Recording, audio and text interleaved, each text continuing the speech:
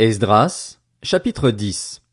Pendant qu'Esdras faisait cette prière et cette confession, en pleurs, prosterné devant la maison de Dieu, une assemblée très nombreuse d'Israélites, hommes, femmes et enfants, s'était formée à ses côtés. En effet, le peuple pleurait abondamment. Alors Shekania, fils de Jéhiel, qui était un descendant d'Élam, prit la parole. Il dit à Esdras, « Nous avons commis un acte d'infidélité envers notre Dieu. Nous avons installé chez nous des femmes étrangères, issues des peuples qui habitent le pays. Pourtant, en dépit de cela, il y a un espoir pour Israël. Concluons maintenant une alliance avec notre Dieu en renvoyant toutes ces femmes et leurs enfants, suivant l'avis formulé par toi, Seigneur, et par ceux qui tremblent devant les commandements de notre Dieu, et que l'on se conforme à la loi. Lève-toi, car cette affaire est de ton ressort. Quant à nous, nous sommes avec toi, fortifie-toi et agis. » Esdras se leva.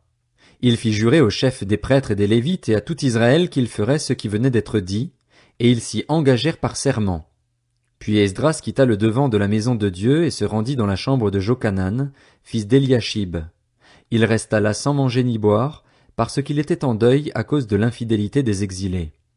On fit passer dans Juda et à Jérusalem un message à l'intention de tous les Juifs issus de l'exil. Ils devaient se réunir à Jérusalem. Tout homme qui ne s'y serait pas rendu dans un délai de 3 jours se verrait, conformément à l'avis des chefs et des anciens, confisquer tous ses biens et serait lui-même exclu de l'assemblée des exilés. Tous les hommes de Juda et de Benjamin se rassemblèrent donc à Jérusalem dans les 3 jours. C'était le 20e jour du 9e mois. Tout le peuple s'installa sur la place de la maison de Dieu, tremblant à la fois à cause de la situation et en raison de la pluie. Le prêtre Esdras se leva et leur dit, « Vous avez commis un acte d'infidélité. Vous avez installé chez vous des femmes étrangères, augmentant ainsi la culpabilité d'Israël. Confessez maintenant votre faute à l'Éternel, le Dieu de vos ancêtres, et faites ce qui lui plaît.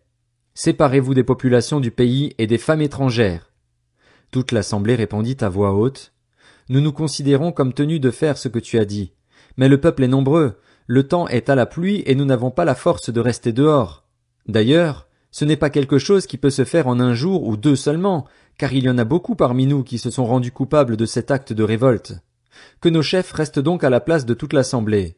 Tous ceux qui, dans chacune de nos villes, ont installé chez eux des femmes étrangères viendront à des moments fixés, accompagnés des anciens et des juges de leur ville, jusqu'à ce que l'ardente colère provoquée chez notre Dieu par cette affaire se soit détournée de nous. » Jonathan, fils d'Azaël, et Jaxia, fils de Tikva, furent les seuls à s'opposer à cette proposition, avec l'appui de Meshulam et du Lévite Shabtaï.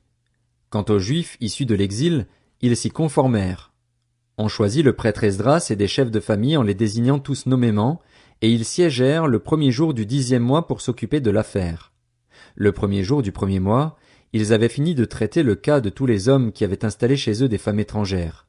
Dans les familles des prêtres, on en trouva plusieurs qui avaient installé chez eux des femmes étrangères. Parmi les descendants de Josué, fils de Jotsadak, et ses frères, il y avait Maazéja, Eliezer, Jarib et Guédalia. Ils s'engagèrent à renvoyer leurs femmes et à offrir un bélier en sacrifice de culpabilité. Parmi les descendants d'Imer, il y avait Anani et Zébadia. Parmi les descendants de Harim, Maazéja, Éli, Shemaéja, Jéhiel et Ozias. Parmi les descendants de Pashur, Eljoénaï, Maazéja, Ismaël, Nathanaël, Josabad et Éléasa. Parmi les Lévites, il y avait Josabad, Shiméi, Kélaja, c'est-à-dire Kélita, Pétashja, Juda et Éliezer. Parmi les musiciens, Eliashib, parmi les portiers, Shalom, Télem et Uri. Dans le peuple d'Israël, il y avait, parmi les descendants de Paréosh, Ramia, Jizija, Malkija, Mijamin, Éléazar, Malkija et Benaja. Parmi les descendants d'Élam, Matania, Zacharie, Jéhiel, Abdi, Jérémoth et Éli. Parmi les descendants de Zatu, Eljoénaï, Eliashib, Matania, Jérémoth, Zabad et Aziza. Parmi les descendants de Bébaï, Jochanan, Anania, Zabaï et Atlaï. Parmi les descendants de Bani, Meshulam, Maluk, Adaja, Jashub, Sheal et Ramoth. Parmi les descendants de Pachat Moab, Adna, Kelal, Benaja, Maazéja, Matania, Betsalil, Binui et Manassé. Parmi les descendants de Harim, Eliezer, Jishija, Malkija, Shemaéja, Siméon, Benjamin, Maluk et Shemaria. Parmi les descendants de Hashum, Matnaï, Matata, Zabad, Eliphélet, Jérémaï, Manassé et Shimei. Parmi les descendants de Bani, Maadaï, Amram, Uel, Benaja, Bédia, Kéluhu, Vania, Mérémoth, Eliashib, Matania, Matnaï, Jaazaï, Bani, Binui, Shimei, Shelemia, Nathan, Adaja, Maknadbaï, Shashaï, Sharaï, Azaril, Shelemia, Shemaria, Shalom, Amaria et Joseph. Parmi les descendants de Nebo, Jéiel, Matissia, Zabad, Zébina, Jadaï, Joël et Benaja. Tous ces hommes avaient pris des femmes étrangères, et certains avaient eu des enfants d'elles. Néhémie, chapitre 1. Durant le mois de Kisléu, la 20e année du règne d'Artaxerxès, alors que je me trouvais à Suse, la capitale, Hanani, l'un de mes frères, est arrivé avec quelques hommes de Juda. Je les ai interrogés au sujet des Juifs rescapés de la déportation et au sujet de Jérusalem. Ils m'ont répondu: les rescapés de la déportation se retrouvent là, dans la province, au comble du malheur et du déshonneur. La muraille de Jérusalem est pleine de brèches et ses portes ont été réduites en cendres. À cette nouvelle, je me suis assis, j'ai pleuré et j'ai porté le deuil durant des jours, jeûnant et priant devant le Dieu du ciel. J'ai dit: Éternel, Dieu du ciel, Dieu grand et redoutable, toi qui conserves ton alliance et ta bonté à ceux qui t'aiment et qui respectent tes commandements, je t'en prie, prête-moi une oreille attentive et que tes yeux soient ouverts. Écoute la prière que moi, ton serviteur, je t'adresse en ce moment.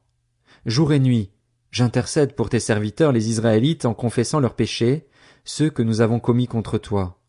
Oui, ma famille et moi, nous avons péché.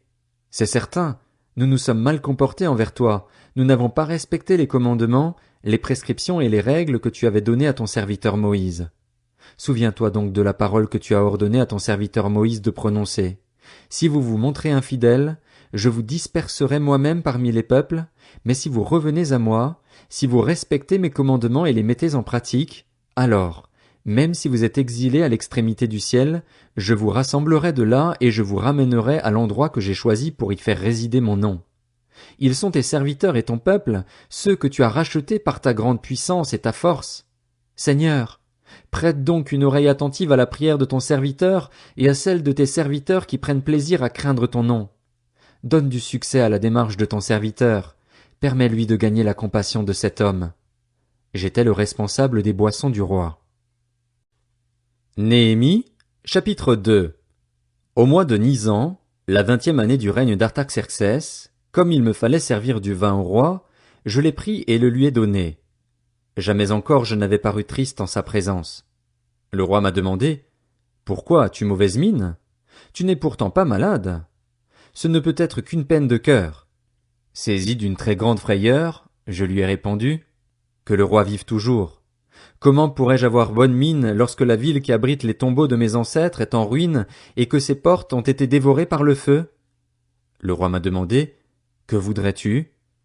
J'ai alors prié le Dieu du ciel et répondu au roi: Si tu le juges bon et si moi, ton serviteur, j'ai obtenu ta faveur, j'aimerais que tu m'envoies en Juda, vers la ville qui abrite les tombeaux de mes ancêtres, pour que je la reconstruise. Le roi et la reine assis à ses côtés m'ont alors demandé: Combien de temps ton voyage durerait-il et quand serais-tu de retour? Ainsi, le roi s'est montré disposé à me laisser partir et je lui ai indiqué un délai. Puis j'ai dit au roi: Si tu le juges bon, qu'on me donne des lettres donnant instruction au gouverneur de la région située à l'ouest de l'Euphrate de me faciliter le passage jusqu'à mon arrivée en Juda. Qu'on me donne aussi une lettre destinée à Asaph, le responsable des forêts royales, afin qu'il me fournisse le bois de charpente nécessaire pour les portes de la forteresse adjacente au temple, pour la muraille de la ville et pour la maison que j'occuperai. Le roi m'a accordé tout cela car la bonne main de mon Dieu reposait sur moi. Arrivé vers les gouverneurs de la région située à l'ouest de l'Euphrate, je leur ai remis les lettres du roi. Celui-ci m'avait fourni une escorte de chefs de l'armée et de cavaliers. Sanballat, le Horonite, et Tobija, le fonctionnaire ammonite, ont appris avec un très grand déplaisir que quelqu'un arrivait pour s'occuper du bien-être des Israélites. À mon arrivée à Jérusalem, j'y suis resté 3 jours.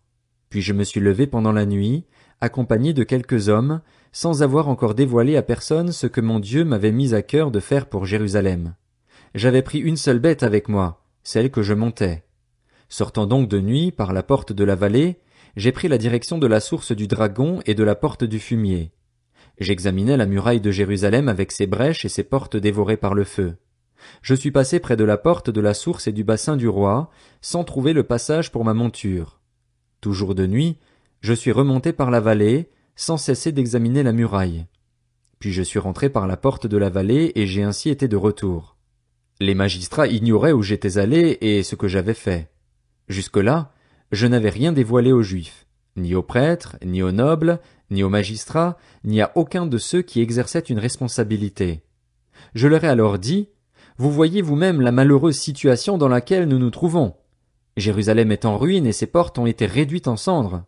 Venez, reconstruisons la muraille de Jérusalem et nous ne serons plus dans le déshonneur. » Puis je leur ai raconté comment la bonne main de mon Dieu avait reposé sur moi et leur ai rapporté les paroles que le roi m'avait adressées. Ils ont dit, « Levons-nous et mettons-nous au travail. » Et ils se sont fortifiés dans cette bonne décision. Sanballat le Horonite, Tobija, le fonctionnaire ammonite, et Geshem l'arabe ont appris ce qui s'était passé. Ils se sont moqués de nous et nous ont traités avec mépris. Ils ont dit, « Que faites-vous donc? Seriez-vous en train de vous révolter contre le roi? » Je leur ai fait cette réponse, « C'est le Dieu du ciel qui nous donnera le succès et nous, ses serviteurs, nous allons nous lever et nous mettre au travail. Quant à vous, vous n'avez ni part, ni droit ni souvenir à Jérusalem. »